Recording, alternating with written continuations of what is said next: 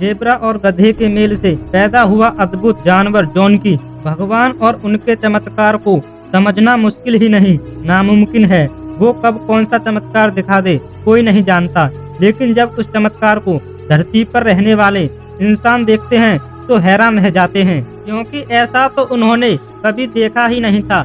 एक ऐसा ही चमत्कार पूर्वी अफ्रीका के केन्या में स्थित तिसावो नेशनल पार्क में दिखा है। दरअसल यहाँ जेब्रा और गधे के मेल से एक अद्भुत बच्चा पैदा हुआ है, जिसे जोंकी कहा जा रहा है।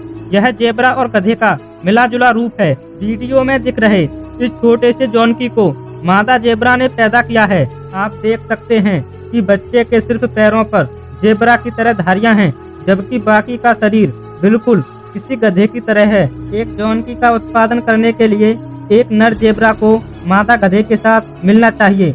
यदि माता पिता दूसरी तरफ हैं, तो संतान को गेंडों के रूप में जाना जाता है। गर्भधारण की अवधि जो 1 वर्ष से अधिक समय तक चल सकती है। मादा गधा एक एकल जोंकी बछड़े को जन्म देती है और जेब्रा और गधा के बच्चे जन्म के कुछ ही मिनटों बाद खड़े होने में सक्षम होते हैं। जोंकी बछड़ा आमतौर पर अपनी मां के साथ तब तक रहेगा जब तक कि वह 5 से 6 महीने की उम्र के बीच स्वतंत्र न हो जाए और दूसरे झुंड में शामिल हो जाए।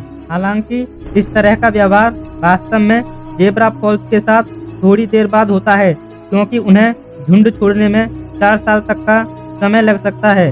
कई अन्य संकर जानवरों की तरह जोंकी स्वयं अपनी संतान पैदा नहीं कर सकता है, क्योंकि 2 अलग अलग प्रजातियों के क्रॉस ब्रीडिंग के परिणाम स्वरूप अक्सर उनके युवा बांझ होते हैं और आबादी को जारी रखने में असमर्थ होते हैं। इंसानों के साथ जोंकी का रिश्ता मूल रूप से मनुष्यों द्वारा भारी भार खींचने के लिए पैदा किया गया था और 19वीं शताब्दी में चिड़ियाघरों में दिखाई देने के बारे में सोचा गया था। जोंकी पहली बार वास्तव में प्रसिद्ध हो गया था जब 1970 के दशक में गलती से कॉलचेस्टर चिड़ियाघर में एक को निकाल दिया गया था और तब से वे एक लोकप्रिय पर्यटक के रूप में जोंकिंग का प्रदर्शन जारी रखते हैं। अब दुनिया भर के चिड़ियाघरों में प्रतिबंधित होने के साथ साथ जोंकी को सवारी के लिए भी पाला जाता है और अपनी ताकत और सहन शक्ति के कारण परिवहन में शामिल जानवरों और भारी भार को खींचने में काम आता है। हालांकि अफ्रीका के जंगलों में